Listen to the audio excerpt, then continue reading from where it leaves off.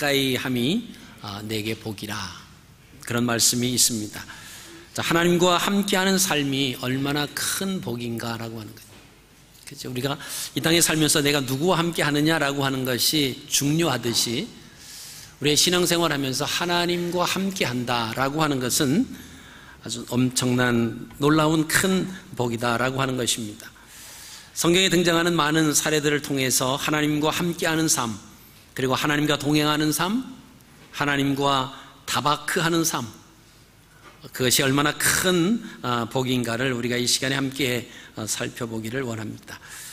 오늘 본문 14절 말씀 보시면 여호와의 신은 성령을 말하는 것입니다. 그리고 여호와의 부리시는 악신, 이것은 사탄, 마귀, 귀신을 말합니다. 여호와의 부리시는 악신을 바울은 하늘에 있는 악한 영들이다, 이렇게 에베소서에서 고백을 합니다.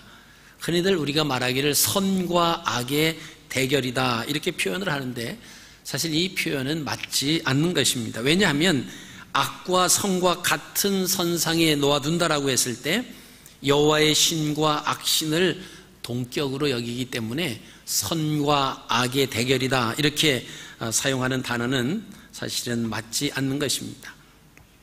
악신은 하나님이 창조하신 천사들이 타락한 그 존재이기 때문에 하나님과 동등한 그런 동격으로 여기면은 안 된다라고 하는 것이죠. 오늘 14절, 15절, 16절 세 번씩이나 나오는 것이 뭐냐면 하나님께서 부리시는 악신이다라고 하는 것입니다. 이 악한 영과 선이 같은 동급이 아니라 이 악한 영도 하나님께서 부리시는 악신이다. 다시 말씀드리면 여호와의 통제하에 움직이는 악신이다라고 하는 그런 의미입니다. 여호와의 부리시는 악신, 사탄, 마귀, 귀신이라고 하는 것은 하나님이 부르시는 악령이기 때문에 자기의 임의대로, 마음대로 행동하지 못한다라고 하는 거예요. 하나님이 부르시는 악신은 하나님의 주권 아래 놓여 있습니다. 그래서 하나님의 주권에 의해서 움직이는 존재입니다. 우리가 구약에 나오는 그 욥의 사례를 통해서 보면 증명이 됩니다. 욥기 1장에 보시면 여호와께서 12절에 사단에게 이르시되 내가 그의 소유물을 다 내 손에 맡기노라. 다만 그의 몸에는 내 손을 대지 말지니라. 사탄이 곧 여호와 앞에서 물러가니라. 욥기 2장 6절 말씀 보시면 여호와께서 사탄에게 이르시되 내가 그를 내 손에 맡기노라. 다만 그의 생명은 해하지 말지니라. 하나님께서 부르시는 악한 영이다라고 하는 것입니다. 자기 마음대로 자기 임의대로 행동하고 결정하고 할 수가 없다라고 하는 것입니다. 사탄이 욥을 임의대로 테스트한 것이 아니다라고 하는 것을 우리가 욥기서를 보아서 보실 수가 있습니다. 하나님의 허락하에 되어졌다라고 하는 것이죠.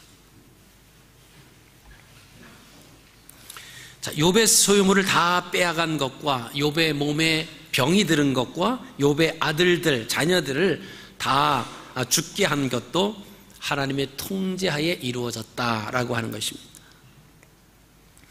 우리가 성령의 임하심이 구약시대와 신약시대, 사도행전 2장에 나오는 오순절 성령 강림 사건 이후에 그 성령의 역사와는 조금 차이가 있습니다. 우리 본문에 등장하는 성령의 임하심과 떠나심은 그래서 오늘날과 차이가 있다라고 하는 것이죠.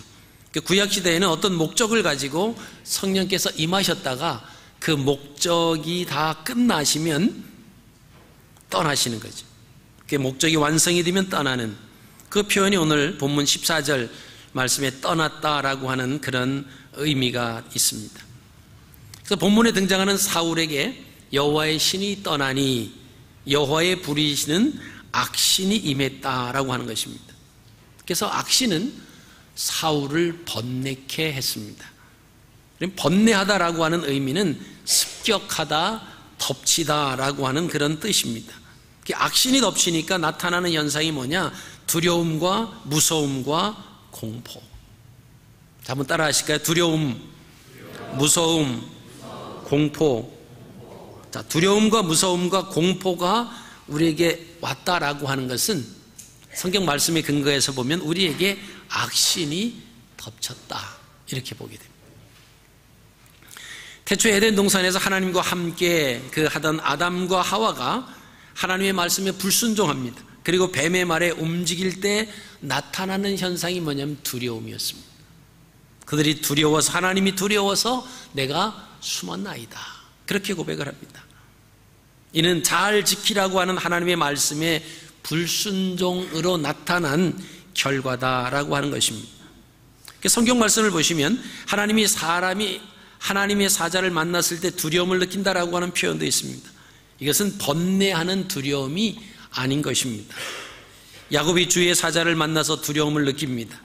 이것은 바로 경외함이다라고 하는, 번뇌함이 아니라 경외함이지.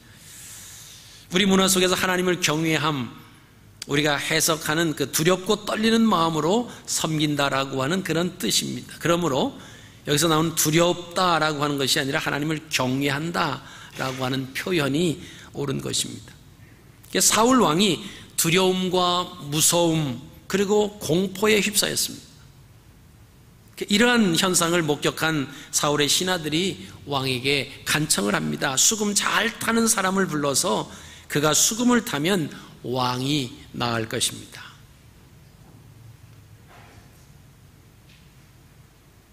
그러니까 이 사울이 수금을 잘 타는 사람을 구하게 해라 라고 간청을 했을 때, 그러면 그 수금 잘 타는 사람을 데려와라.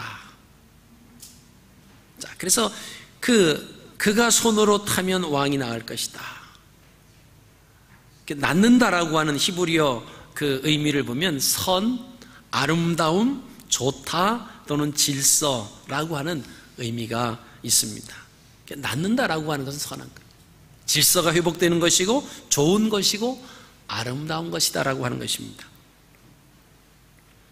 그래서 이는 하나님이 기뻐하시는 선, 아름다움을 선택하면 공포, 두려움, 무서움이 사라진다라고 하는 그런 뜻이 됩니다.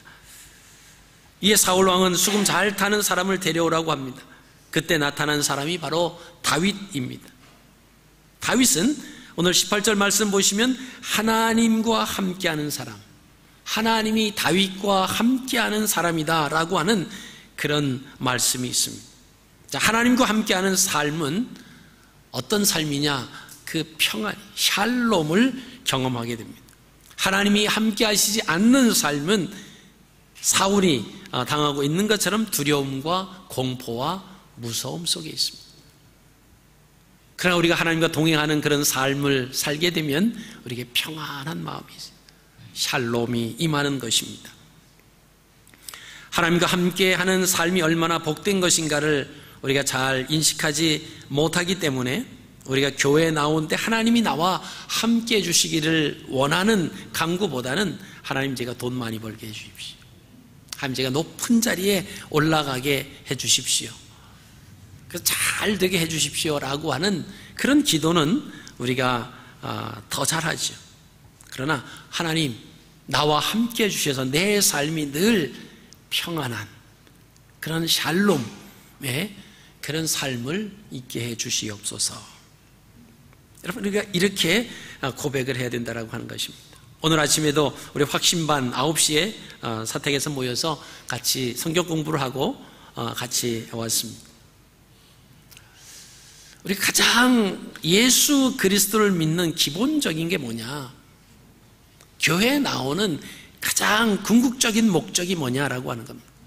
그래서 내가 내 죄사함을 받고 구원받아 하나님의 자녀가 됐다라고 하는 거예요.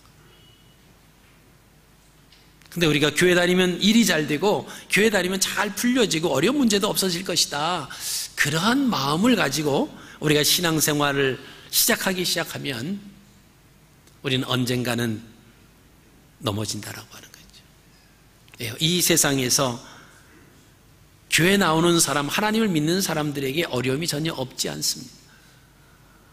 문제가 없는 것이 아니에요. 때로는 질병도 찾아옵니다. 때로는 생각하지도 못하고 예기치도 못했던 그런 엄청난 일들이 우리 앞에 올 수 있습니다. 그러면 하나님 믿으면 잘 된다고 하던데 이게 뭐냐? 그 마음이 거기에 부딪히게 되면 더 이상 신앙생활을 행하지 못하죠. 잘 될 줄 알았는데 잘 된 일이 발생하지 않으면, 못된 일이, 막혀진 일이 발생하게 될 때 우린 신앙의 슬럼프에 빠질 수밖에 없다라고 하는 것입니다.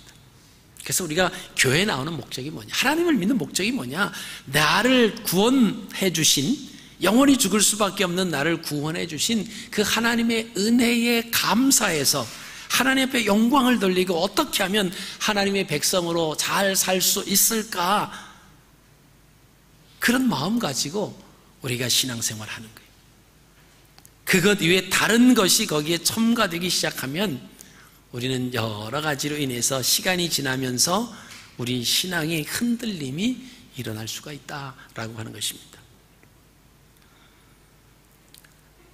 여러분, 하나님과 함께하는 그런 삶을 살게 되면 어떤 상황 속에서도 악신이 접근하지 못하게 되어 있습니다. 그러니 공포와 두려움과 무서움이 사라지고 샬롬, 그 평안이 넘치게 되는 것입니다. 이 샬롬이라고 하는 것은 하나님만이 우리에게 주실 수 있는 평안이에요. 돈이 없을 때는 두렵고 막 그러죠. 돈만 있으면 평안해질 것이다. 내가 낮은 자리에 있는데 좀 높은 자리에 올라가서 좀 세상적으로 좀 그런 위치에 있으면 좀 마음이 좀 평안해질 것이다. 그것은 돈 없을 때 하는 생각이고, 그것은 낮은 자리에 있을 때 생각이고, 돈 있고 높은 자리에 올라가도 우리가 생각하던 그 평안은 우리가 맛볼 수 없다라고 하는 것입니다. 그 평안은 하나님만이 우리에게 주실 수 있는 참 평안인 줄로 믿습니다. 샬롬은 하나님만이 주시는, 그렇다라고 하면 하나님께서 그와 함께 하신다라고 하는 표현이 얼마나 복된 것인가라고 하는 것을 우리가 성경에 등장하는 인물을 통해서 우리가 함께 살펴보시겠습니다. 자, 첫 번째는 요셉의 경우입니다. 창세기 39장에 나오는 그 내용입니다. 우리가 잘 아는 그런 내용입니다. 요셉이 가장 힘든 삶을 살 때가 언제였습니까? 형들에 의해서 팔려서 보디발의 집에 종으로 있을 때입니다. 보디발의 아내에게 억울한 누명을 쓰고 옥에 갇혔을 때일 것입니다. 그리고 종살이 할 때 그 상황을 창세기 39장 2절에는 이렇게 표현합니다. 여호와께서 요셉과 함께 하신다. 요셉이 가장 힘들고 가장 어려운 그런 상황에 있을 때 하나님께서 요셉의 삶을 향해서 표현하실 때 여호와께서 요셉과 함께 하셨다. 여러분, 여호와께서 요셉과 함께 하신다라고 하는 것은 하나님의 샬롬이 있는 거예요. 평안이 있는 것입니다. 여러분, 옥에 갇혔을 때에도 39장 21절 23절 말씀 보시면은 여호와께서 요셉과 함께 하신다라고 하는 표현이 나와 있습니다. 자, 그렇다라고 하면 비록 육신은 힘들고 고달플지 모르지만 마음은 샬롬한 상태이다라고 하는 것입니다. 하나님께서 그와 함께 하시면 두려움은 물러가고 샬롬, 평안이 찾아온다라고 하는 것이죠. 요셉은 하나님과 함께 종으로 살 때나 옥에 갇혔을 때도 그의 마음은 늘 평안했다라고 합니다. 그러니까 이 샬롬이라고 하는 것은 내가 잘 되고 못 되고 거기에 따라서 좌우되는 것이 아니다라고 하는 것입니다. 하나님과 함께 거하는 곳은 그곳이 천국이든지 그곳이 궁궐이든지 그곳이 어떤 초가상간이라도 상관없다라고 하는 거예요. 그래서 우리가 찬양을 부르지 않으셨습니까? 예수 그리스도 모신 곳이 궁궐이나 초막이나 그 어디나 하늘나라. 우리의 삶이 그런 평안한 마음이 우리에게 있어요. 그래서 예수 그리스도를 믿고 가장 기본적이면서 정말 중요한 것 두 가지가 우리 가운데 있어야 되는데 그것은 기쁨이다라고 합니다. 그리고 샬롬입니다. 평안함이 있어요. 그 평안함을 누린다라고 하는 것은 하나님이 우리와 함께 하신다라고 하는 그런 뜻입니다. 자, 두 번째 사람은 열왕기하에 나온 5장에 나오는 나만 장군의 집에 있는 여종의 경우입니다. 우리가 잘 아시는 나만 장군은 아람 왕의 군대 장관이었습니다. 아람과 이스라엘 간의 길르앗 라못 그 전투에서 나만이 이끄는 아람 군대가 큰 승리를 합니다. 그때 아람 사람들이 떼를 지어서 나가서 이스라엘 여자 아이 하나를 잡아갑니다. 그리고 나만 장군 아내에게 시중을 드는 그 여자아이를 그 나만 장군 집에 붙이죠. 이 이스라엘에서 잡혀온 이 소녀는 포로죠. 나만 장군의 그 집에서 그 나만 장군의 부인의 그 시중을 드는 그런 포로로서 그 집에서 와서 수종을 들고 있습니다. 비록 몸은 포로였지만 마음은 여유가 넘쳤습니다. 이유는 하나님이 그와 함께 하심으로 환경을 초월해서 샬롬을 느꼈기 때문에 그렇습니다. 근데 그와는 반대로 모든 것을 다 소유한 그 주인 나만, 이 나만은 날마다 괴로운 날이 연속됐습니다. 이유는 문둥병자였어요. 나라의 임금이 인정해주는 최고의 그런 권력을 잡고 있었지만 그러나 마음은 편하지 않습니다. 문둥병이 걸렸다라고 하는 겁니다. 어느 날 여종은 그 집 주모에게 말을 흘립니다. 우리 주인이 사마리아에 계신 선지자를 만나면 그가 주인의 문둥병을 고칠 수 있을 것입니다. 그 말을 나만이 전해 듣고 움직였습니다. 이스라엘에서 잡혀온 몸종, 그 계집아이, 그 말에 나만 장군이 움직였다라고 하는 것은 그 여종의 삶이 어떠했는가를 우리가 짐작할 수가 있습니다. 여러분, 두 사람의 삶을 비교해 보십시오. 주인 나만은 아람의 용사였지만 모든 것을 다 가진 자였지만 문둥병으로 인해서 괴로운 삶을 살고 있습니다. 그에 비해서 비록 포로의 몸으로 아무것도 소유하지 못한 몸이지만 환경과 상관없이 샬롬한 삶을 살고 있었습니다. 이것이 여종과 그 여종의 삶이 하나님과 함께 했기 때문이다 라고 하는 것입니다.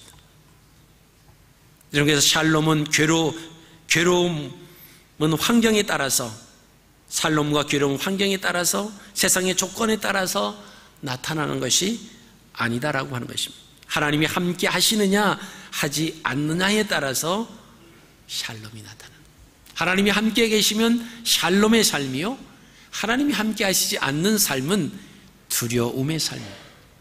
한번 옆분에게 여쭤보세요. 당신의 삶은 샬롬한 삶이십니까? 두려움의 삶이십니까? 여쭤보세요. 네, 솔직하게 대답하세요. 하나님이 우리와 함께 계시면 돈 없어도 평안함이 있어야 됩니다. 근데 돈이 없는데 평안하지 아니하고 자꾸 불안한 마음이 있고 두려운 마음이 있다. 이것은 하나님이 우리와 함께 하시지 않는다라고 하는 의미다라고 하는 거예요. 그죠? 하나님이 함께 하시지 않는다라고 하는 의미는 내가 하나님을 전적으로 신뢰하지 못한다라고 하는 그런 의미입니다. 여러분, 세 번째 경우는 우리 사사기 6장에 나오는 기드온에 관한 말씀입니다. 기드온이 하나님께서 사사로 부름을 받기 전에 그 모습을 사사기 6장 11절에 기드온이 미디안 사람에게 알리지 아니하려고 하여서 라고 하는 그 말씀이 나옵니다. 지금 기드온이 하나님의 부르심을 받을 때 뭐 하다가 부르심을 받았냐라고 하면 타작하다가, 근데 그 타작을 하면은 우리가 큰 넓은 데서 타작을 합니다. 그리고 많은 사람들에게 알리고 막 그러면서 잔치를 벌리고 그러는데, 이 기드온이 타작하는 것은 미디안 사람들에게 알리지 아니하려고 해서 밀타작을 하고 있는데 그 포도주 틀에서 숨어서 그것을 하고 있습니다. 그의 연약하고 소심하고 겁이 많은 그의 모습이 그대로 드러납니다. 용기가 없어서 나서지도 못합니다. 말도 잘하지 못하는 그런 사람입니다. 그런데 하나님께서 이러한 사람도 하나님이 사용하신다라고 하는 것은 하나님의 전적인 은혜죠. 여러분, 우리의 자격 조건을 가지고 우리가 하나님의 일을 행한다, 그렇게 생각하는 사람이 있으면 그 사람은 하나님의 일을 행할 수가 없습니다. 우리가 아무리 말을 잘하고, 그죠? 아무리 언변의 능력이 있고, 아무리 어떤 가지고 있는 지각이, 그런 사고가 막 돌아가서 지혜로운 사람이라고 할지라도 그 언변 가지고, 그 지혜 가지고 하나님의 일을 행한다라고 생각하면 큰 오산이에요. 또 반대로 나는 이것도 못하고 저것도 못하니까 난 하나님의 일을 못합니다, 이렇게 말하죠. 하나님의 일은 우리의 가지고 있는 재능과 능력을 가지고 행하는 것이 아니라 하나님에게 순종함으로 하나님이 사용하시는 사용하시겠다라고 하는 것에 아멘 하면 되는 거예요. 오늘 저는 말씀을 이렇게 오늘 본문 말씀을 읽다가 악기를 잘 타는 사람을 찾아서 왕 앞에서 악기를 타면 악신이 물러갈 것입니다, 그렇게 이제 제안을 하잖아요. 그러니까 사울 왕이 허락을 합니다. 근데 다윗을 소개하는데 보면 악기를 탈 줄 아는 사람이라고 했지 잘 타는 사람이라고는 표현하지 않았습니다. 그러니까 악기를 잘 타는 그런 아주 잘 타는 그런 능력, 재주를 가지고 어떤 악신을 물리치는 그게 아니라 악기를 탈 줄 아는 정도였어요. 하나님이 함께 하시는, 하나님이 역사하시는 그 능력이 큰 거지, 우리가 가지고 있는 어떤 재능, 우리가 할 수 있는 그것이 중요한 것은 아니다라고 하는 것입니다. 오늘 하나님이 기드온을 부르실 그 당시에 밀타작을 하고 있었는데 그 포도주 틀에서 했다라고 하는 거예요. 그 이유가 있습니다. 이것은 약탈자 미디안 사람들에게 빼앗기지 않으려고 눈치를 보면서 많은 양이 아닌 소량 조금 타작해서 먹을 것만 만들어 놓고 또 포도주 틀에서 또 숨어서 타작을 하는 그러한 모습의 기드온이었습니다.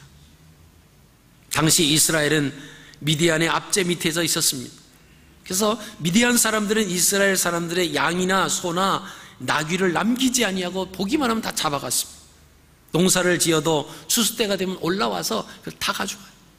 그래서 미리미리 해서 막 숨겨놓지 아니하면 다 뺏기는 것입니다. 그 숨겨놨다가 그것을 타작하다 들키면 또 그것도 빼앗기는 겁니다. 이런 상황에서 이 기드온이 타작을 하다가 발각이 되면 큰일 나니까 숨어서 조그만 소량의 타작을 하고 있는 그때 하나님께서 그를 부르시는 겁니다. 그런 불안한 상황에 놓여져 있는 기드온에게 하나님이 나타나셔서 사사기 6장 12절에 큰 용사여 여호와께서 너와 함께 계시도다. 여러분 옆분에게 똑같이 해보십시오. 큰 용사여 하나님께서 당신과 함께 계십니다. 믿어지십니까? 내가 뭔데 나와 함께 하셔. 난 아무것도 안, 내가 큰 용사라고 그런 생각을 가지셨으면, 기드온이 그랬어요. 기드온이 내가 큰 용사라고.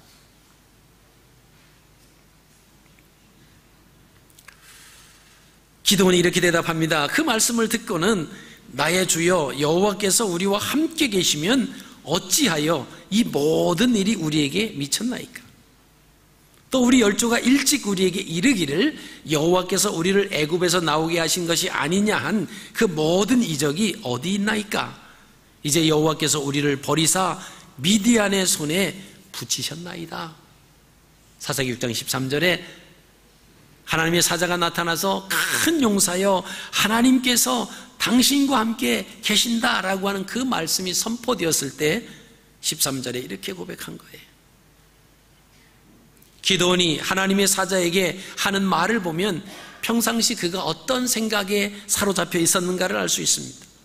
하나님이 함께 계셨다면 어떻게 이스라엘 백성이 미디안 사람에게 당합니까?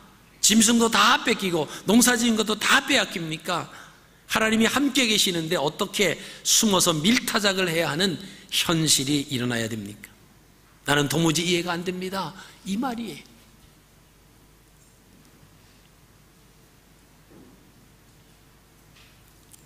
기도원의 생각이 오늘 우리의 생각과도 같지 않습니까? 힘들고 어려운 상황에 있는데 힘내십시오. 하나님이 당신과 함께 하실 겁니다. 이것이 얼마나 큰 놀라운 축복의 메시지인데 이것을 그렇게 축복의 메시지로 받아들이잖아요. 하나님이 계시면 내가 이렇게 아프냐? 하나님이 계시면 내가 이렇게 살아야 되느냐? 하나님이 계시다라고 하면 내가 정말 이런 어려움을 당하며 살아야 되느냐? 말도 안 되는 소리 하지 말아라 라고 하는 것도 기도원이 그랬습니다.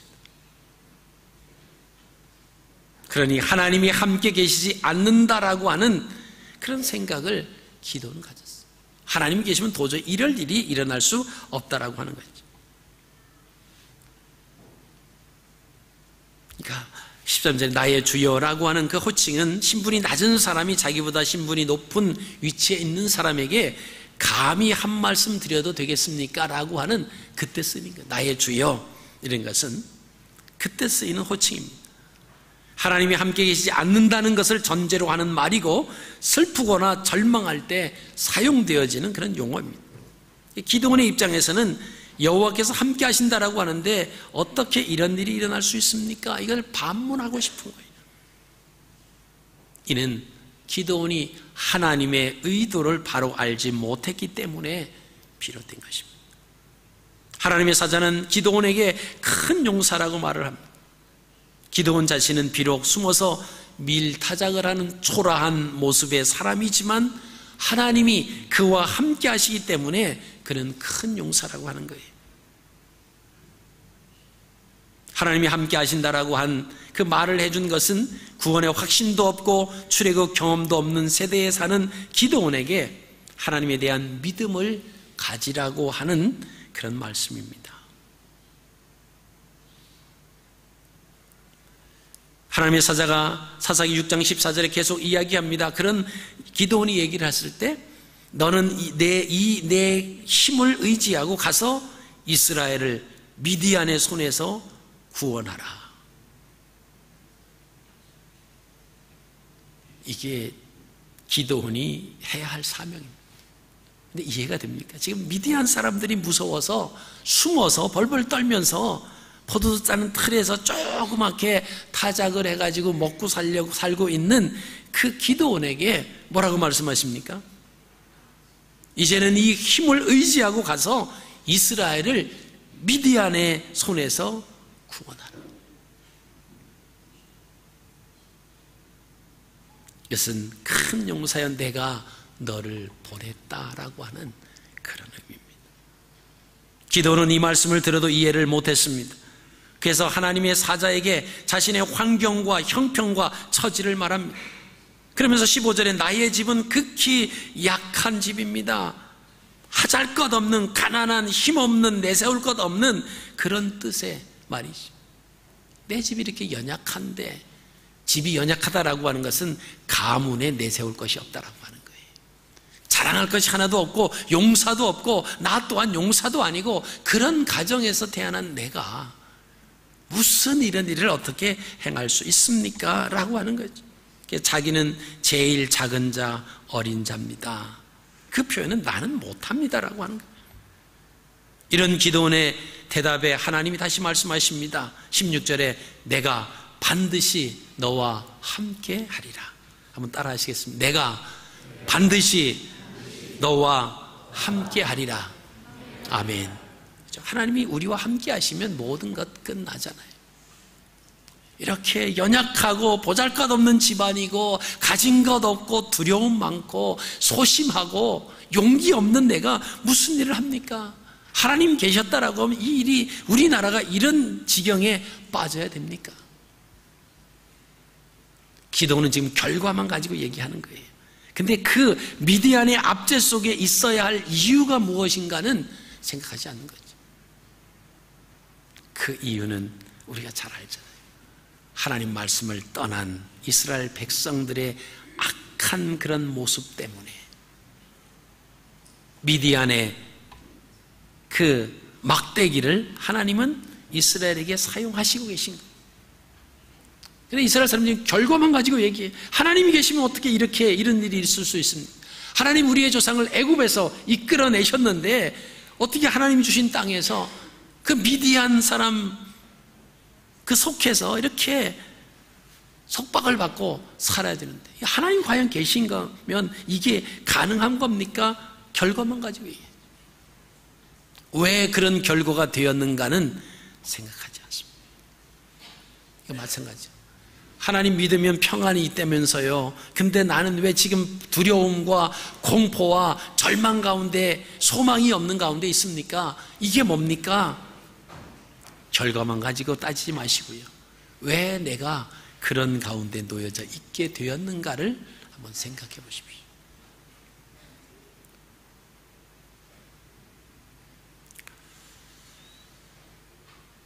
기드온이 이 16절 내가 반드시 너와 함께 하리라고 하는 하나님의 그 자신과 함께 하신다라고 하는 그 말씀을 들은 기드온이 자기 중심적인 삶에서 하나님 중심적인 삶으로 바뀌고, 내 힘을 가지고 내 가지고 있는 상황을 보니까 힘들고 연약하고 아주 보잘것없는 거였는데, 하나님의 관점으로 보니까 하나님이 함께 하시면 모든 것이 다 문제가 되지 않는다라고 하는 겁니다. 그래서 이스라엘을 구하는 거죠. 여러분, 힘들다, 어렵다, 죽겠다라고 했던 기드온이 여호와 샬롬, 하나님을 인해서 평안을 얻었다라고 하는 고백을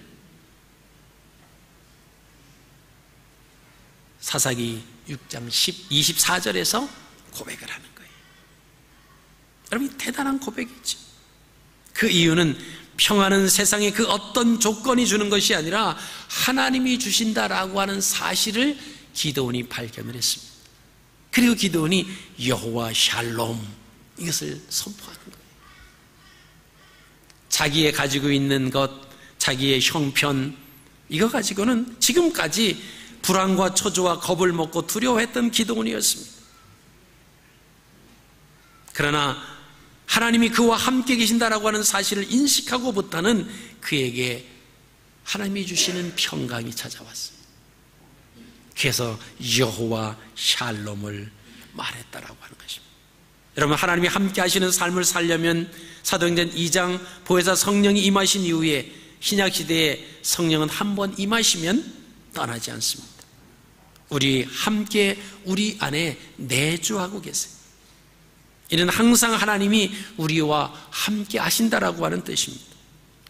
그럼 이제 질문하시죠. 그럼에도 불구하고 하나님이 신약시대 이후에 마가의 다락방의 성령의 역사하심 이후에 우리가 예수 그리스도를 모셔드리면 우리와 함께 하시는데, 근데 그럼에도 불구하고 내가 지금 왜 괴로움과 고통과 힘든 삶을 사는 이유는 무엇입니까? 네, 그것은 성령님께서 일하시지 않으시기 때문에 그렇습니다. 그 이유는 성령님이 우리를 도우시는 분이에요. 그래서 영어로 성령을 헬퍼라 이렇게 표현합니다. 리더가 아니에요. 돕는 분이에요. 우리가 내 삶을 내어드리고 내 삶을 좀 이렇게 일해 주십시오 했을 때 성령님은 일하신다라고. 놔두세요. 내가 할 거예요. 그러면 성령님은 가만히 계세요. 인격적인 분이라 그렇습니다.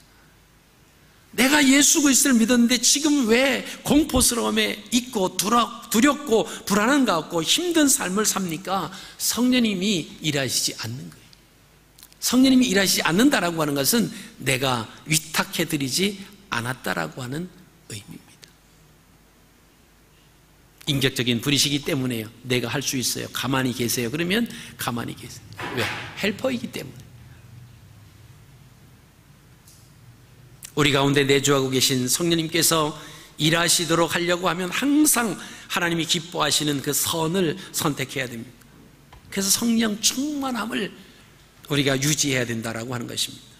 오늘 우리가 성령을 받았다고 끝나는 것이 아닙니다. 성령 충만한 상태를 유지하는 것이 중요해요. 그럼 성령 충만을 막 뜨겁게 1시간 동안 박수 치면서 기도하면 성령이 충만해집니까? 철야 기도하면 성령이 충만해집니까? 아니요. 그것은 우리의 느낌일 정도.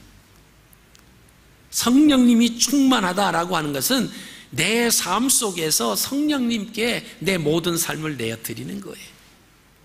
그리고 일하실 수 있도록 허락해 드리는 겁니다. 그 일을 내가 하는 것이 하나님께 내어드리는, 성령 하나님께 내어드리는 겁니다. 우리가 일하러 갈 때도 하나님 오늘 이 일을 하는데 내 마음대로 결정하지 않도록 도와주십시오. 위탁하는 거예요. 누구를 만나러 갈 때 내 마음대로 막 말하지 않고 성령님 내 혀를 주장하여 주셔서 학자의 혀를 허락해 주시고 또 들을 때 잘 들을 수 있는 학자의 귀를 허락하여 주셔서 잘못 듣지 아니하고 잘 들을 수 있도록 도와주십시오. 이게 다 성령을 의지하는 거예요. 그리고 내가 내어드리는 겁니다. 그럴 때 성령님 우리의 삶 가운데서 역사하시니 모든 분야에서 역사하시는 그것을 가리켜서 우리가 성령 충만이다라고 하는 단어를 씁니다. 내가 예수 그리스도를 나의 주로 고백을 하면 우리 안에 들어가 계세요. 오늘 아침에도 성경 공부하면서 영적 기도를 했습니다. 그 영적 기도한 분들이 성령이 들어와 계세요. 문제는 들어오신 것으로 끝나는 것이 아니라 내 삶에 충만하도록. 그 충만하다라고 하는 것은 자꾸만 부탁을 하는 거예요. 내어드리는 겁니다. 나를 도와주십시오. 하나님이 함께 하시고 하나님이 나와 동행하시면 나의 할 말도 가르쳐 주시고 내가 행할 것도 다 인도해 주시옵소서. 내어드리는, 그때 우리가 성령 충만한 삶을 살게 되는 것입니다. 성령은 인격의 영이라고 그랬습니다. 그래서 비인격적으로 대하면 멈춰버리고 일하지 않으시는 거예요. 그래서 성령 충만하지 아니하면 성령이 일하지 않고 멈춰버립니다. 그래서 우리 안에서 내주하고 계신지 안 계신지를 우리가 느끼지 못하는 거예요. 그래서 우리의 삶 속에 늘 의지하고 느끼고 고백하고 그러한 모습으로 살 때 성령님께서 내 삶 속에서 일하심을 우리가 눈으로 보는 거예요. 그리고 우리 삶 가운데 느끼는 것입니다. 여호와의 부리는 악신은 성령이 일하지 아니하기를 기다렸다가 성령께서 일하지 않는 그 틈을 타서 우리에게 덮치죠. 다시 말하면 성령의 지배에서 벗어나면 악한 영은 다가오게 되어 있습니다. 습격합니다. 그래서 우리로 하여금 번뇌케 하고 우리가 두려움과 괴로움을 느끼면 악한 영이 우리를 덮쳤다 이렇게 생각하시면 맞는 거예요. 악한 영이 우리를 습격하면 우리는 신체적으로 정신적으로 괴로움을 느끼게 됩니다. 성령 충만하지 못하면 상대적으로 악한 영들이 우리를 찾아와요. 그래서 두려움과 공포와 괴로움의 현상들이 나타납니다. 교회에 다녀도 예수를 믿어도 입술에는 부정적인 단어가 입에서 나옵니다. 살기 싫다, 죽고 싶다, 괴롭다, 재미없다. 내 입에서 나오는 말이 부정적인 언어인지 긍정적인 언어인지를 한번 점검해 보십시오. 부정적인 언어다라고 하는 것은 악한 영들이 자꾸 우리에게 영향을 주는 겁니다. 긍정적인. 다윗은 항상 선을 선택했다라고 하는 증거가 사무엘상 18절 말씀의 끝에 보면 여호와께서 그와 함께 계시더라. 다윗이 항상 선을 선택했다라고 하는 증거입니다. 여호와께서 선을 선택한 자들과 함께 하십니다. 하나님께서 다윗과 함께 존재한다, 거하셨다라고 하는 것은 다윗이 선을 선택합니다. 그러니 성령님께서 다윗과 함께 역사하셨다라고 하는 것입니다.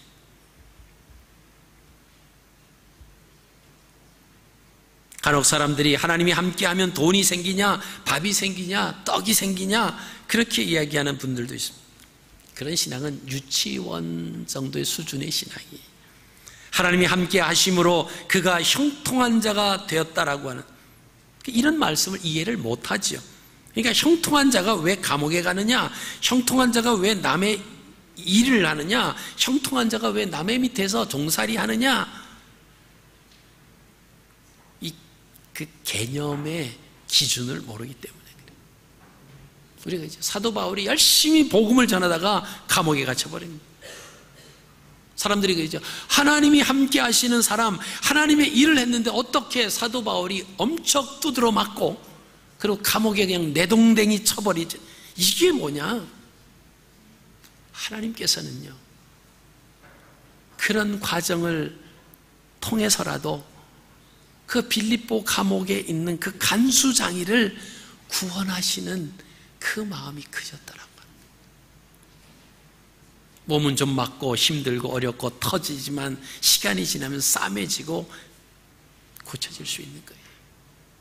그러나 그 감옥 속에서 간수장이를 하고 있는 그 빌립보 감옥에 있는 그 간수장이는 그런 방법이 아니면 복음을 들어갈 수가 없다라고 하는 거예요. 우리는 결과만 보고 왜 이러냐가 아니라 그것을 통해서 하나님이 무엇을 역사하시고 어떤 일을 이루어 나가시는가를 보면 감격하는 겁니다. 여러분, 하나님께서 우리와 함께 계시면 악한 영은 접근하지 못합니다. 그러니 두려움과 무서움과 괴로움, 고통이 없습니다. 하나님이 함께 하시면 어떤 상황에서도 평안한 거예요. 샬롬한 거예요. 오늘 저 여러분들의 삶을 점검해 보십시오. 내 삶이 평안한가? 이것도 없고 이것도 안 되고 막 이래서 불안하고 두렵다, 초조하다. 이거는 하나님이 우리와 함께 하시지 않는 거예요. 내가 하나님을 이렇게 몇십 년 동안 믿었는데요, 믿는 거하고 상관없습니다. 오래 교회 다닌 거하고 상관없어요. 저는 이제 뭐 한 달도 안 된 그 기간하고 상관없습니다. 내가 내어드리고 나와 함께 하심을 내가 인정하면 우리에게 찾아오는 것은 평안이에요. 그 평안은 하나님만이 우리에게 주실 수 있는 것입니다. 그래서 모든 상황 속에서 우리의 마음이 평안한 거예요. 이런 그 평안한 마음 어디로 나타날까요? 그 마음은 우리 영적인 우리 얼굴로 나타나요. 그래서 사람의 얼굴을 보면 참 영적인 평안함이 흐르는지 알 수 있습니다. 옆분에게 축복하세요. 당신의 얼굴에 영적인 샬롬이 느껴집니다.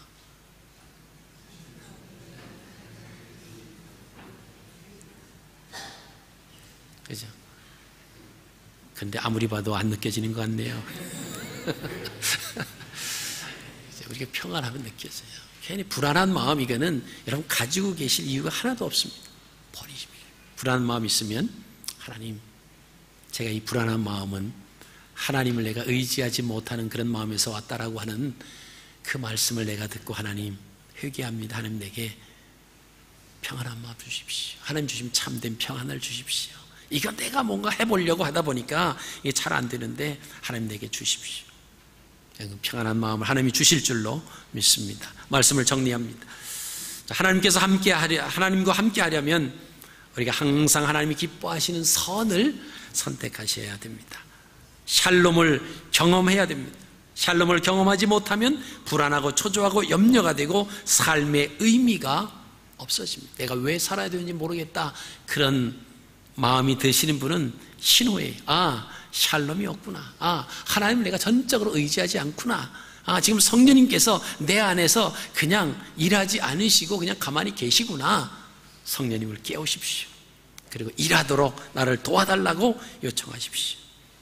그래서 참된 평안을 가지고 이번 한 주간 믿음으로 승리하시는 복된 한 주간이 되시기를 주의 이름으로 축복합니다.